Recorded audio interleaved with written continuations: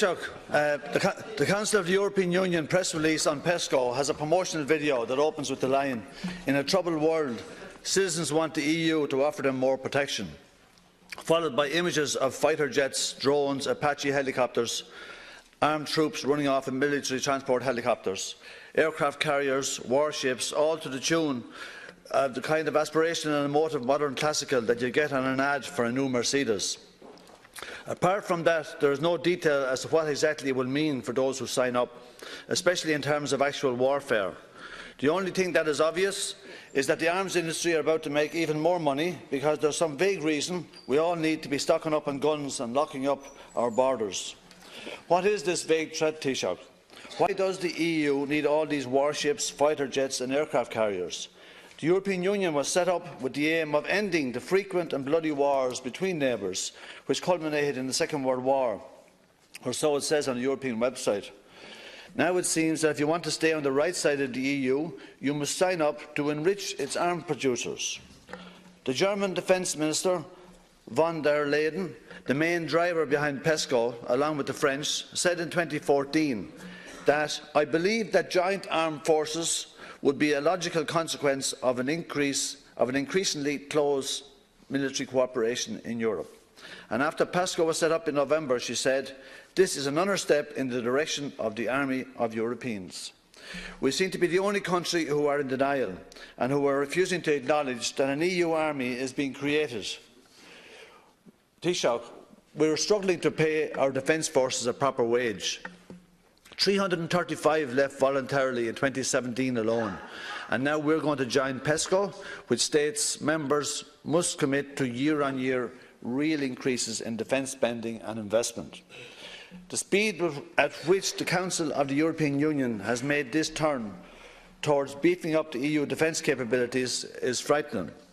In the space of 7 months, we have gone from arguing about 90 million of EU money being spent on defence research over a period of 3 years, to the European Commission in June proposing the mobilisation of €40 billion by 2027 for research and development of weapons and military hardware through the European Defence Fund. Our neutral status, Taoiseach, is already on some pretty shaky footing. The lack of warning, debate and detail around joining this new military group, when we can join any time in the future, would give us good grounds for fearing that this could be the final nail in the last notions of Irish neutrality. Taoiseach, I know this is going to committee today, it's going to be debated tomorrow and voted on tomorrow. I didn't hear one radio station mention this issue this morning.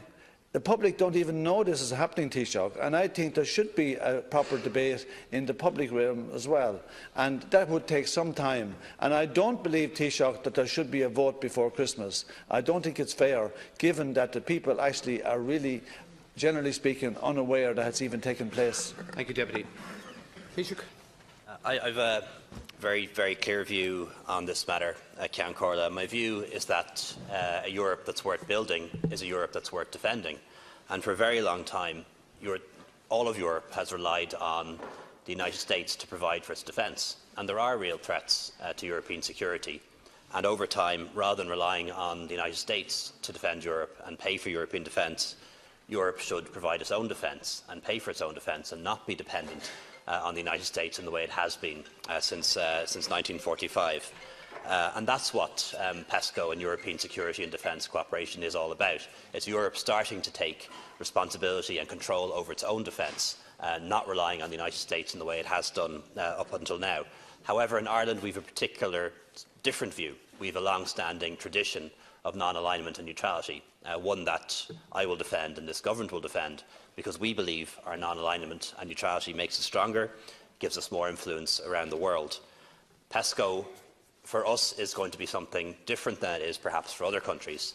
And the reason why we want to join PESCO is precisely because it isn't what the Deputy says it is for us, because we are going to join it on an opt-in, opt-out basis. We will only opt in to certain programmes and certain parts of PESCO that we want to be involved in.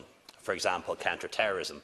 All European countries need to work together to defeat terrorism. For example, things like cybersecurity, peacekeeping. These are the areas that we're going to opt into.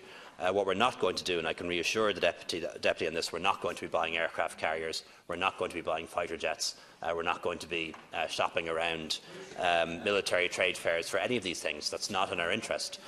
In terms of defence spending will rise. We've already committed to an increase in defence spending. That's in the White Paper, long before PESCO.